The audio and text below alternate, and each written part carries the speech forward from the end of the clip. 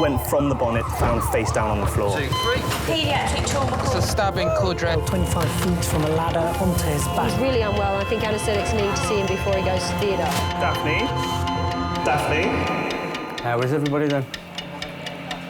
Chilling? King's A&E, how can I help? King's College Hospital, London. I got stabbed. I know, it's annoying. My head. One of the busiest A&E departments in the world. I want top to toe, head, chest, abdomen. A place where love, life, and loss Don't bloody die. I love you too much for you to die. unfold every single day. All the patients you're about to see were treated in just one 24-hour period. A&E is always like a traffic jam. Can we get a trolley? You've got to realise that there's awful things that can happen to you. I'm so sorry. Life is unpredictable, so it's important that your nearest and dearest know that you love them. You have to tell them that you love them. You must get better and come back to me. I don't want to lose you. Because there may come a time when you're not around to tell them.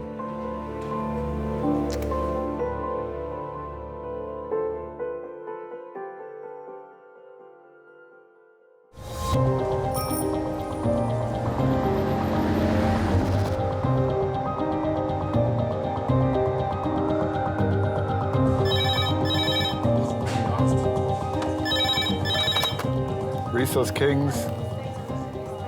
Entry car, 107. Great, thank you very much. Pediatric trauma, 15 minutes. Pediatric trauma, 15 minutes. Thank you. Sometimes when the red phone goes off, I will get a churn in my tummy again, without a doubt. And then, woo, you think, here goes, please God, be nice. A 12-year-old boy is on his way to King's after being hit by a car on his way home from school. I'm happy enough to take this one. Is that all right? OK, splendid. I'll enjoy it. It'll be like one of mine at home. Thank you. When I get that child in after a trauma, actually, the mother has long since left the room, and it's the doctor in me that's taking over. A 12-year-old hit by car, loss of consciousness, I believe. I'm a better mum when I've been at work, and I'm a better doctor when I've been at home.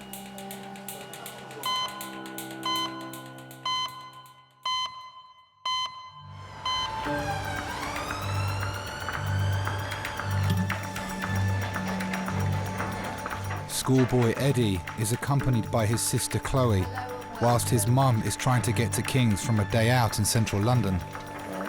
I'm Dr. Hobson, one of the A&E consultants. If we get the patient transferred over, I'll take handover after that, please. Respect. Hello, are you sister? Are you the accompanying person? No, OK. Right. What's the story? Nice and loud, if you could, please. Right, this is Eddie, he's 12. Hello, Eddie. He's been involved in an RTA. He ran across the road and a car hit him. He has hit the front centre of the bonnet, gone up in the air, hit the windscreen, bullseye the windscreen, somersaulted at least twice. Okay. Was he walking on scene? No. No, OK, so he was on the ground as such.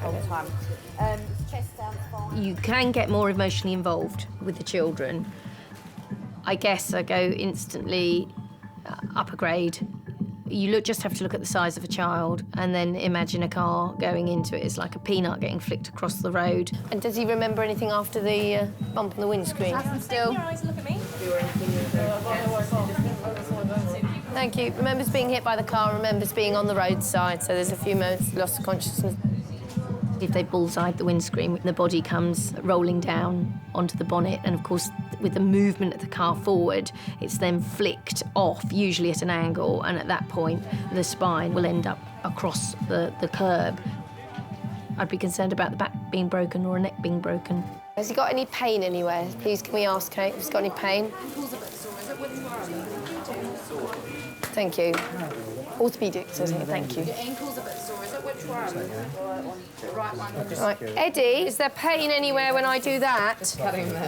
OK, I'm just going to have a quick listen. There's no such thing as an isolated head injury hit by a car. All right, sweetheart, you're doing really well, Eddie. And right. Eddie, Mum will be on her way. I'd have the day off work. I was uptown with my friend Julie, it was her 50th. Eddie rang me at 4:10, said, I'm OK, Mum, I'm going to go straight home, Nanny's going to meet me there. Charlie then rang me to say he was home from work. Then Chloe rang me and I said to Julie, oh, look, all three of my children ringing me, did it? And as I picked the phone up to Chloe, she said, Mum, Eddie's been run over. Is there anything there? Eddie, hold it together, sweetheart. You've been a superstar. I thought he was dead and then no one would tell me. I just wanted to get there because I just wasn't convinced he was OK. I didn't want it to be my Eddie, and that sounds really selfish. OK, now, Eddie, does your head hurt? Not much, OK? But your head hit the windscreen of the car, all right? So I'm on the commuter train, I'm crying, I'm shouting at my friend. Nothing moved fast enough. The train didn't come fast enough. We got to New Cross and the cab office was closed. 1, 2, 3, roll. In your mind, no one understands when you need to get there because until I physically saw Ed, I wasn't going to be happy. Any pain? Good boy, nice and loud. Do you feel touching here? Yes. Yeah, give it a squeeze. Touching here? Good boy. Well done, Eddie. It was horrible because I wasn't there. And it was the one day I wasn't there. 1, 2, 3, roll. Please may I have a quarter, Matrix 11, to go to CT, go Jubilee, thank you. Bravo to Alpha 5. Give us a call on 3426, please, mate. Yeah, no problems, Killer Bravo. I might ask the hospital who are actually double jointed because no one's ever confirmed that. I've been told it. I don't know, just assume it's if you can do that, you're double jointed and yeah. Did anyone do that game with you when you were little where they pretend that they're throwing their thumb across the room? No, but they did the nose thing. Oh yeah, the nose thing. That's it. You did it.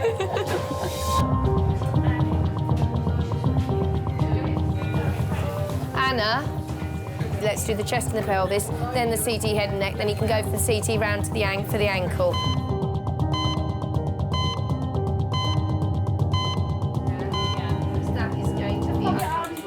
It's 30 minutes since 12-year-old Eddie was knocked down by a car. He bullseyed the windscreen and somersaulted twice onto the verge. Just stay still, Eddie. Stare at the ceiling, darling. You're doing really well. Mum. Hello, Mum. Don't come in just yet. Don't come in. Hello, madam. I'm Dr. Hobbs. I'm one of the A&E consultants. He's come in to us fully conscious, but I believe he did lose consciousness at the time. We will get a head CT and a neck CT because that's where the impact was taken. It's very difficult to say you can get an isolated head injury hit by a car. It doesn't make sense. He's got pain in his right ankle. So I will do the significant things first and then we'll go searching around for little breaks here and there. Is that all right? You can go in and kiss him and talk to him, but you lean over him, you go to him. Don't expect him to come to you. Is that all right? What's your name, by the way? Justine. I just went in there thinking, oh my God, I hope my baby's okay and they've not lied to me. That was it. I didn't care at that point. As a mum, you have to see them and touch them. As soon as me and Julie arrived at the hospital, then I think that's when he was like, that's it. Oh, I can cry now. I can tell him what hurts. I can do this. He can become the little boy again, can't he? Parents can absolutely help tremendously. Holding a hand, being gentle, quietly talking, doing the reassuring, even though every bone in your body wants to jump out and scream and shout. You know, if they can hold it together, it works so much better for the child. And the clock is ticking. Anything you want to report? Thanks.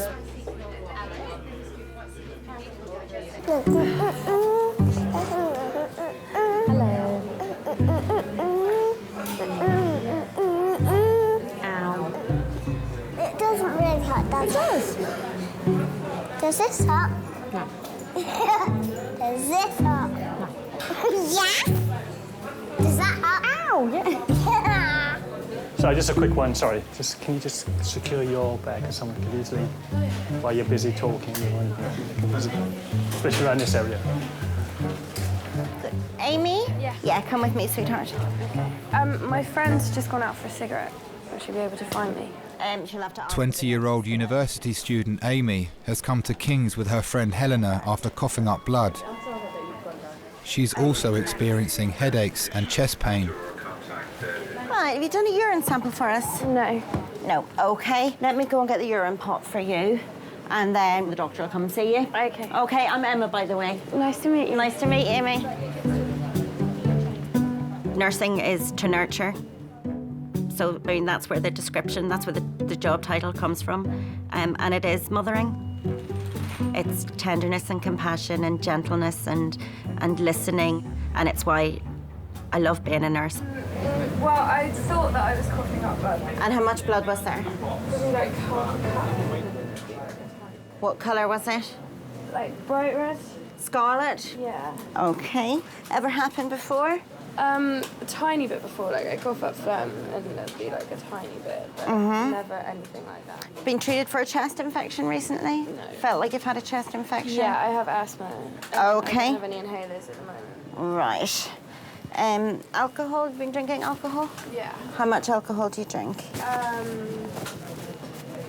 that much, I don't know. Smoke cigarettes as well? I did. I stopped like a week ago. So I think that might be why the lung stuff's happening now. How much will you smoke? I don't know. Okay, sweetheart.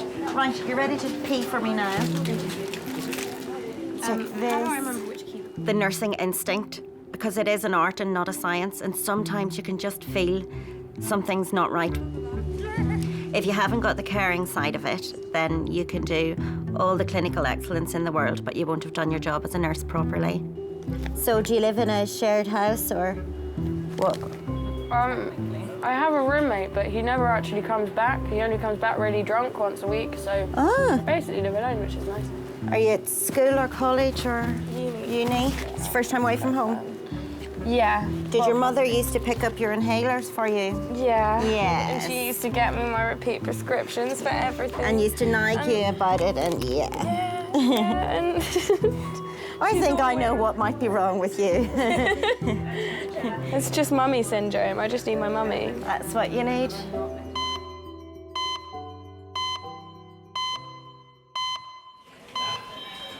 Girls, we're going to CT.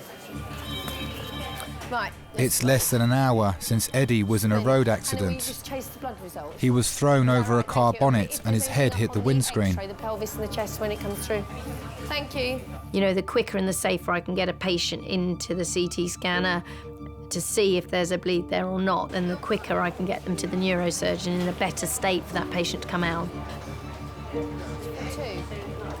Children, particularly, are extremely resilient. They have an amazing ability to cope with something increasing in volume in their brain. So they have this amazing ability to actually be well, but actually have a bleed going on. When they do drop, they drop like they're dropping off the edge of a cliff, and you can't scramble that time back.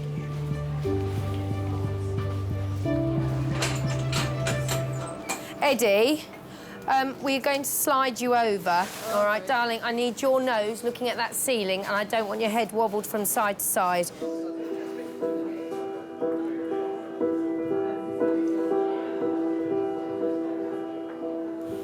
Well done. Stay still.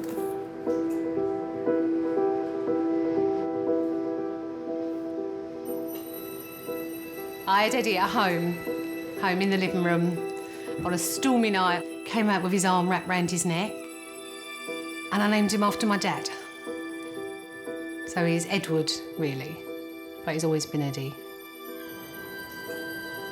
They don't know how lucky they are, do they, these children?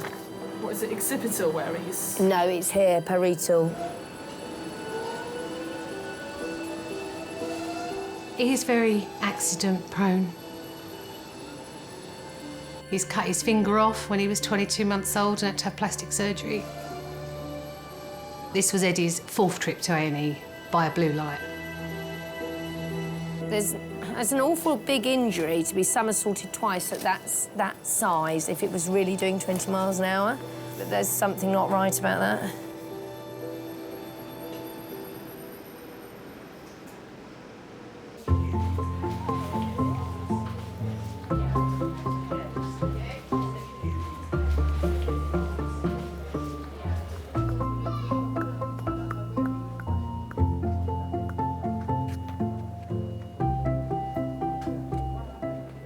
It's gone around there somewhere. I think. Hi, David. It's Peter here. I'm okay. I've been better. I've been involved in an accident. Yeah, I'm so embarrassed by this. Really, it's like it's like I don't want people to think I'm a walking, walking accident.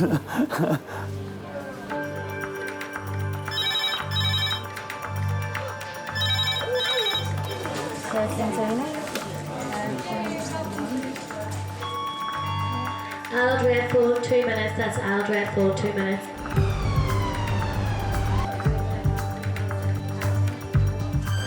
A 64-year-old woman is arriving at King's after suffering respiratory failure at home. She fell while recovering from an operation for cancer. Ready, steady, slide. Well done, Linda. Well done. She got tracking. Yeah.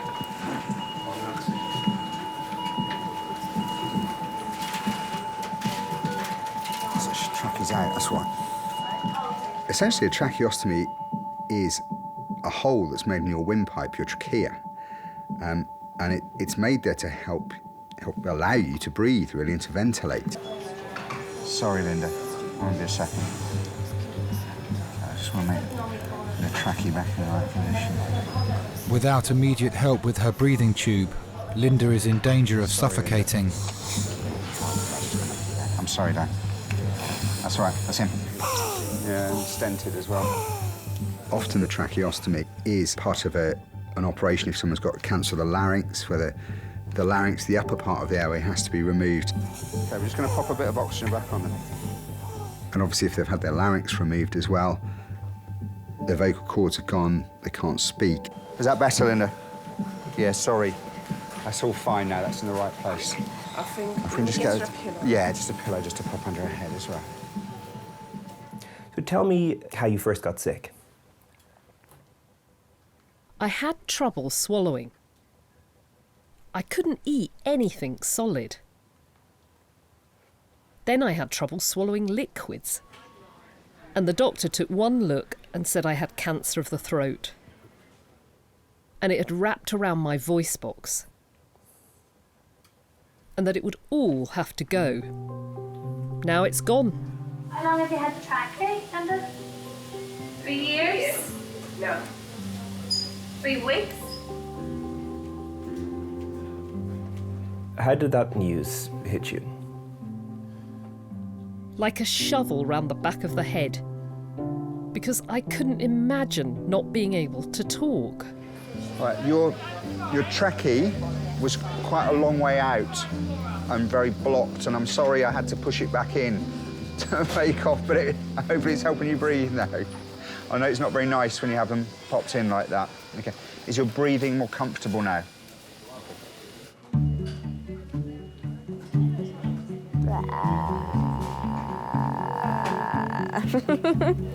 That is exactly how I feel right now. It expresses it so perfectly. I'm in my 30s and I am a complete generation away from the teenagers of today, and it just baffles me. They baffle me a lot of the time as well. And the clothes baffle me. Do you want me to give you a breakdown about her? Yeah. She's first year university away from home. She's an asthmatic. She's been smoking, increased alcohol intake. She's been coughing up a little bit of blood. Her mother doesn't pick up her prescriptions for inhalers anymore. That's it. She's probably got a little bit of a chest infection. Okay. Cool. Yeah, Thank you. she's nice. Stroke call, 10 minutes. Stroke call, 10 minutes. Strobe call. I had stroke. You had strobe. I had strobe, but Maybe it's just a call for everyone to stroke each other. Maybe there's a specific time every hour where everyone just has to stroke each other. Well, that would probably make people feel better. That would cheer me up. Yeah, definitely. Being stroked.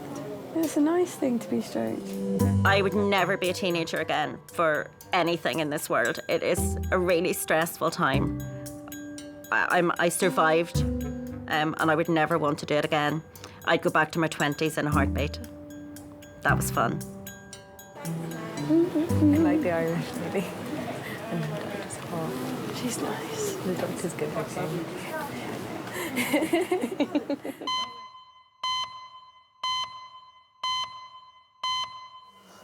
The cut is, oh look. His blazer's cutting everything. Is it? Yep. Don't really care. Eddie's sister Chloe and mum Justine are waiting for Eddie to return from his CT scan. Doctors are concerned that he may have sustained a bleed on the brain after being hit by a car.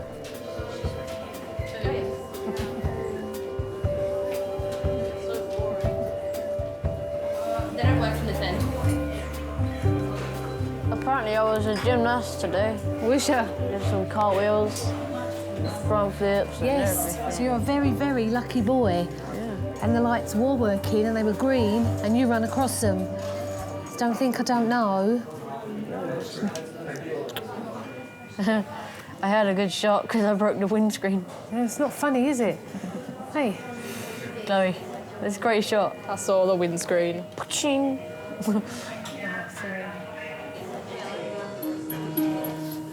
He's got blood in his urine. A small amount, Des, but I think I'm going to earn myself another trip to the CT scanner. I always ask the radiology guys if they do an ultrasound rather than CT him, just as a young boy who you don't want to Well, radiate. this is the thing, and he's already had a CT scan. Yeah. You know when you sit there and think, oh, actually, no, I'll just do his head and neck, and you think, why are you smelling him? Of course it should be top to But with kids, we should not You be know, rushing to top to don't toe them, tell that's the them, I thing. Oh my God, I'm Right, ready, Eddie, honey, there's good news and there's some not quite so good news. The good news is that the head and the neck, they appear okay. There is a big bruise That's there. the main thing. There is a little bit of blood in the urine. Right. And seeing as he's got a graze on his back, I'm just going to have a look at that. It might well be that we have to go and scan the kidneys. Oh, more scanning. More, yes. I was trying to protect you from the luxury of that, sir. They can make you a bit Eddie's mum Justine is a manager in the paediatrics department of a local hospital. Oh, sorry, sweetie. I know that what you see at first is not always what is, because I thought he's got away with this, he's really lucky, and then at that point when they said he's got blood in his kidneys, I'm thinking he's not. Yes, blocks away, please, and then the hard collar away, please. But I knew it could have meant surgery. It could have meant he'd damaged something inside, he'd split something, he could have been bleeding, all the things you know, but you don't let them penetrate your brain. That's it, breathe out and say, I'm calm. And I knew that they wouldn't be able to tell me that night that he was okay. To the right, look over, all the way over so your ear touches the mattress. Good boy. And smile. Oh, it's also hurt there. Was that on your head that it hurt? Yeah. Sometimes I think there's something not right here, I just haven't found it yet. You know, if a child's been hit by a car, bullseyed the windscreen, bounced off the bonnet and landed awkwardly on the curb, can they truly have nothing wrong with them, or is it just that we haven't found it yet? So it's a road mark, is it? The kidneys just need to get flicked to start producing a little bit of blood in the urine, and it can become quite serious. Can I have that washed off just to see what we're actually up against? I do believe that somewhere along the line you pay for these major traumas. You don't walk out of it scot-free. Eddie, move right forward, please, onto your bottom. So he's got like a scuff mark there, hasn't he?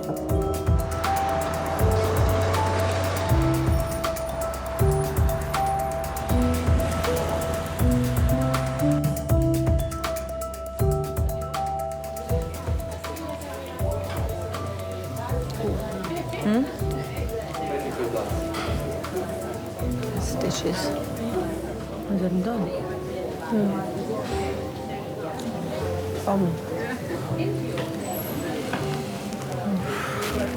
That one is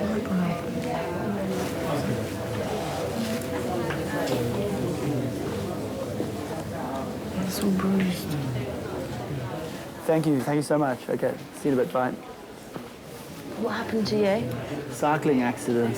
What, a car? Motorcycle hit me, On your bike? Yeah, I was on my bike, yeah. Did you have a helmet on?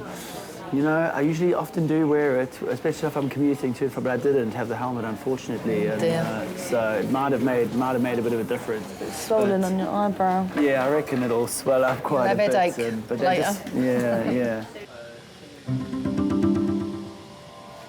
The resus team has replaced Linda's tracheotomy tube after it was dislodged in a fall. Hi, darling. Will you look at me? She's breathing normally again, but she remains in a vulnerable condition. It's only 3 weeks since she had a major operation to remove a cancerous growth, as well as her voice box.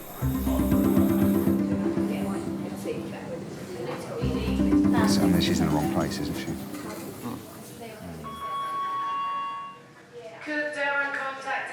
I mean, she's clearly had quite a big neck dissection as well. Well, the thing is, she's got chest infection or something like that.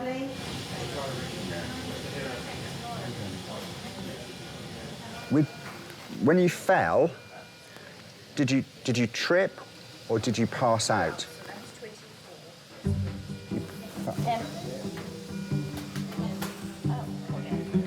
A lot of the nurses are used to people without voice boxes, so they're quite good at lip reading.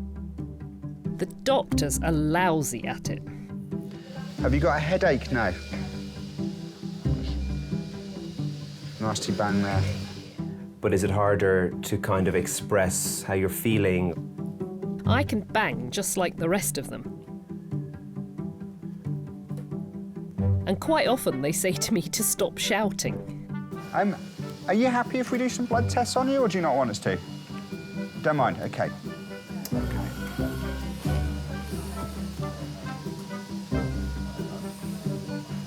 Due up on Tuesday.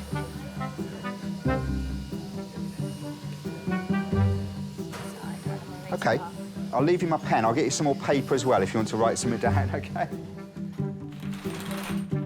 Do people treat you like a bit of an idiot sometimes? I went into my bank once and they started writing me notes. Even after I said, "I can hear you perfectly." No, she insisted on writing notes to me. So who is the idiot? It's not me.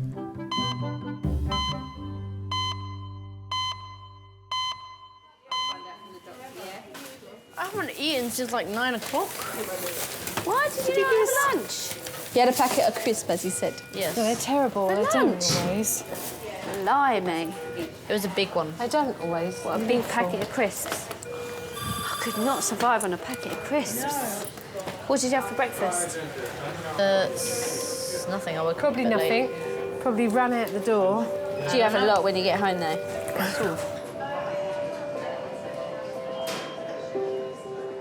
I've been on my own since I was 8 months pregnant because the kid's dad left at that point.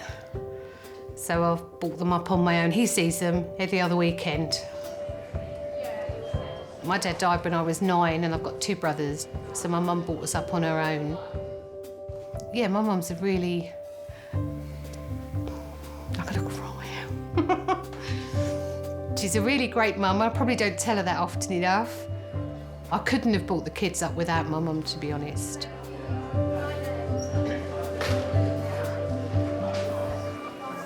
Right.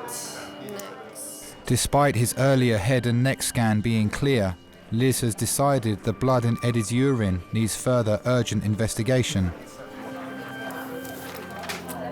Justine. Yeah. He has got some surface marking on his back there from the road, and he's got a little bit of blood in his urine. Yeah. Now, we can sit and wait and watch and look at that, or I can offer him up to the CT scanner. We'll get him through the CT, just check out the outline of his kidney, check all's all right. In truth, that's where I think we should go with this. Yeah, just because he's had a very significant history of injury.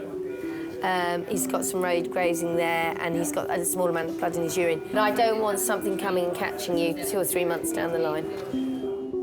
Being a parent is simply the hardest job out there. The trouble with children is they don't learn by being taught or being told things, they learn by experience.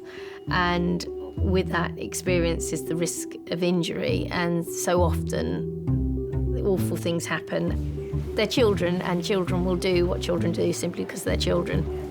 Thanks, E.T. I was trying to be cautious initially just because of the fact he's had them before and he's a child. Eddie is about to have his second CT scan in less than 2 hours.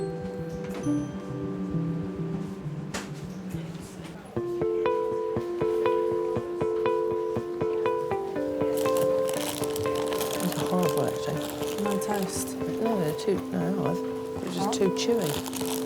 Takes ages. 20-year-old Courtney has been sent to King's by her optician, who has detected an unusual swelling behind her eyes. Courtney's always been a bit of an actress all the way through her life, and a very funny girl. She's a bit of a comedian. The social life is brilliant. Well, brilliant every payday, and then it sort of dwindles out until the next payday. She lives life to the full. She loves festivals and concerts and just generally going to the pub.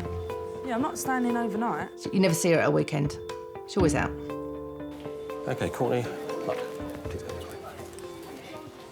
Have a seat just here. So the eyes can tell us an awful lot about what's going on. People may go blind in one eye, go blind in a certain area of one eye, which may indicate something going on further back in the brain. They may have had a stroke, they may have a tumour. Lean forward just there for me. Is we have optic nerves that connect our eyes to the brain. And if there is pressure around that nerve, you can see that pressure as an effect on what's called the optic disc. That may say to you, the pressure in the brain could be raised. I've already spoken to the medical team. They're going to admit you, and you're going to have a scan of your head to rule out anything there. And they're most likely going to try and do a lumbar puncture to see the pressure. No. A raised intracranial pressure is not good. If your pressure inside your brain goes up, it's harder to get blood and oxygen and nutrients up into the brain, and your brain will become damaged from that. I think we was a bit dumbfounded when we walked out of that room and she just started crying. I don't think I even knew what to do. I even thought then, why are you crying? It's just fluid behind your eyes. I don't know whether I was self-consciously thinking, don't cry, because then she's going to feel even worse. It's not good. She's got to stay here. There's pressure in the back of her eyes, so something's pushing against the back of her eyes, basically. So until they do a CT scan, they're not going to know what's there. She's crying her eyes out.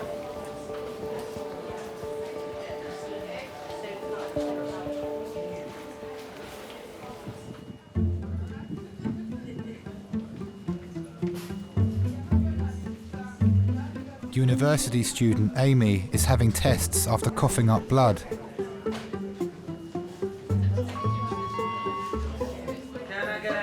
I think when people leave home and mummy's no longer taking care of them, they don't realise that they have to take that responsibility on themselves. But it is about teaching your child as a teenager how to be independent, how to look after themselves, how to look after their health, and I think most of all, how to take responsibility.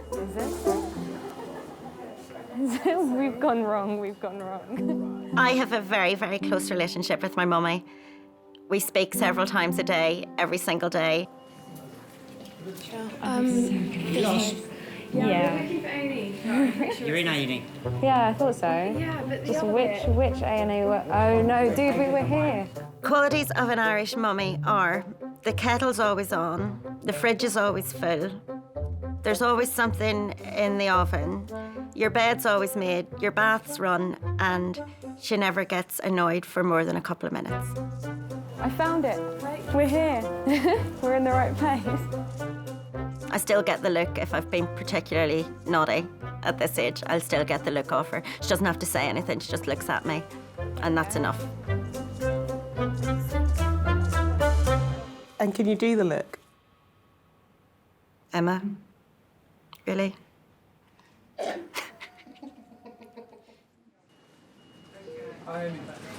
Just take a look at your blood results. There is one of the results are a bit deranged, which shows any... Amy's results show signs of a chest infection on top of her asthma, so she's being kept in King's overnight for observation.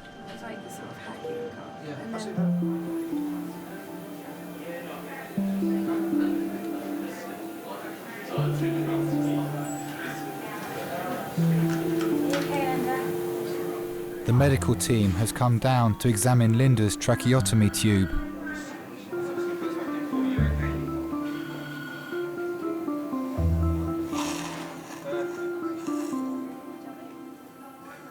Tell me a little bit about your family. I got married to John in 1982.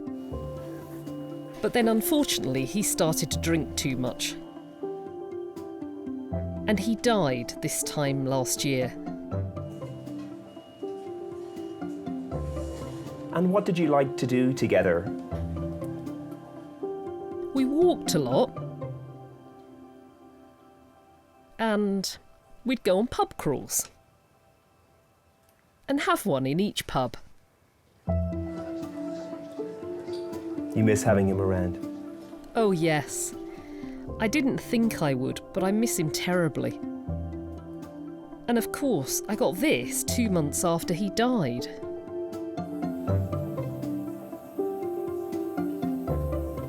Did you ever have kids? No, I never wanted any. I'd be a regimental sergeant major.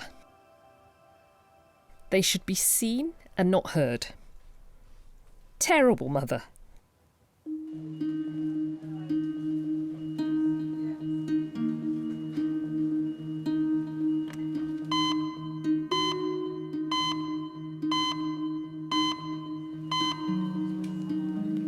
I don't know how long I'm going to be at hospital, but she's going to have majority of the tests tonight. But we don't, because it's so busy here, we don't know. Hold on, let me ask her what she needs. What do you need, Courtney? Oh, I don't know if I've got to stay in or not. You have got pyjamas. Right, some pyjamas. Deodorant. Oh, and deodorant.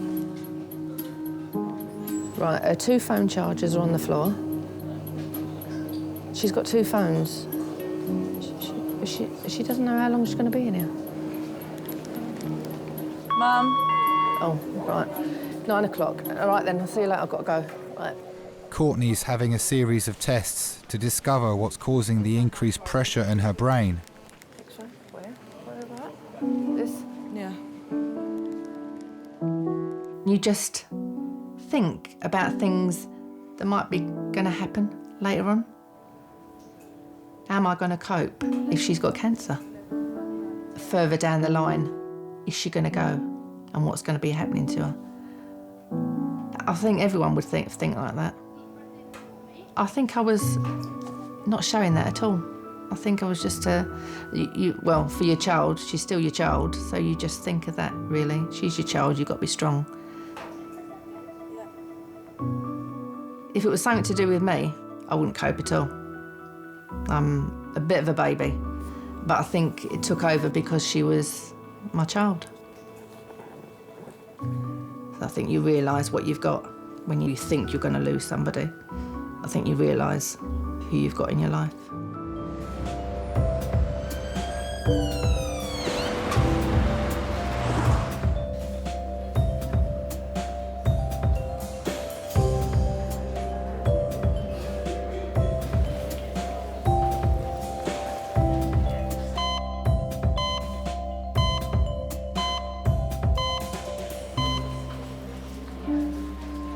It's 2.5 hours since Eddie was rushed to King's after being hit by a car on his way home from school. He's had a second CT scan after doctors became concerned when blood was found in his urine. Provisionally, that looks okay, Mum. I know the orthopaedic doctor's been thinking about worrying about the... She said, I can't pin anything on him at the moment, all right? You know, and it's a really remarkable story that he's had. Unbelievable, so I'm very isn't it? cautious, ladies, if we can say that. I think it's like anything. You don't think it's going to happen to you. Eddie would never have thought it would have happened to him.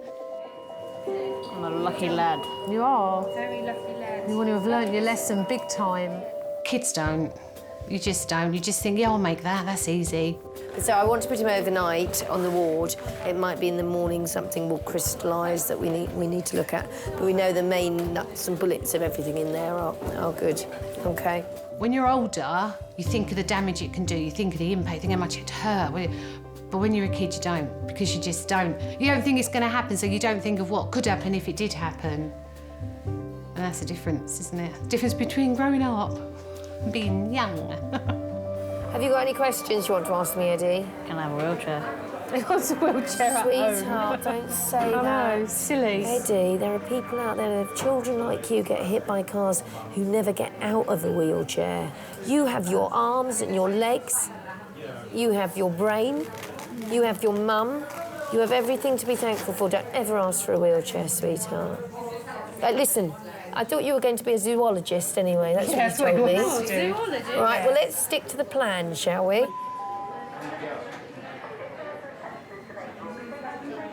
"5 hours after Linda collapsed at home, her condition has stabilised, but her tracheotomy tube is still getting blocked. She's due another operation on her throat in 4 days' time.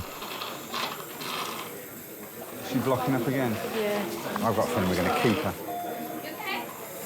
Linda, I'm worried this is going to keep blocking up. And I just wonder if it's sensible that we keep you in hospital. So I suppose the way I'm looking at it is a couple of days well spent now may save you a lot of bother in terms of them missing the operation and what have you. I'd love to get you home, but I just don't think it's safe. Sorry. Okay.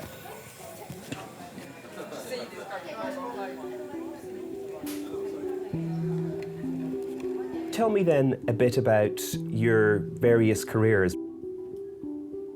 Lately, I've worked in the funeral trade, arranging funerals, dressing, laying out. I absolutely love it. I'd love to go back to it, if I get a voice box. And having cancer, does doing your job make it more difficult in terms of thinking about death? I think you have more empathy with people, because you can't control cancer. I wish you well for Monday and Tuesday, OK? I'm sorry we've met in these circumstances. OK. You take care of that, OK? Always have my pen. Take care. She's got quite a cheeky sense of humour. Quite an interesting outlook. It's not so much what she would write, it was the look in her eyes and things like that. So you get the sense of the person even though you can't actually talk to them. Do you have less of a fear about death in a job like that? I think so, yes. It doesn't bother me at all. I know it happens because it happens to us all. So embrace it. Live life while you can and enjoy it.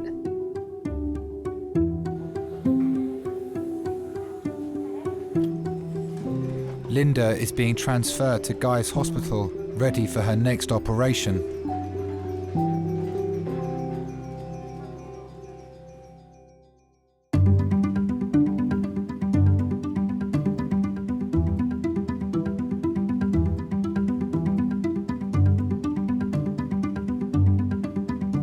Doctor told me it can happen in young girls who are overweight. I'm finding it quite hard. I do like my food and to have a beer, but him telling me that has made me put on more weight, I think, anyway. So I just need to go to the gym and exercise. Courtney never takes notice of anybody. You can all give your opinions and Courtney will do exactly what she wants to do. So tell her to diet and she'll eat more.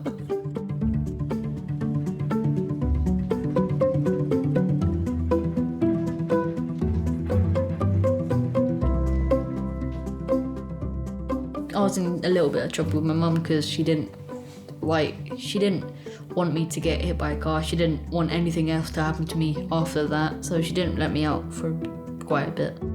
It's not cool to get on with your mum, but I like to get on with my mum because she's very nice and kind. And she's just very nice.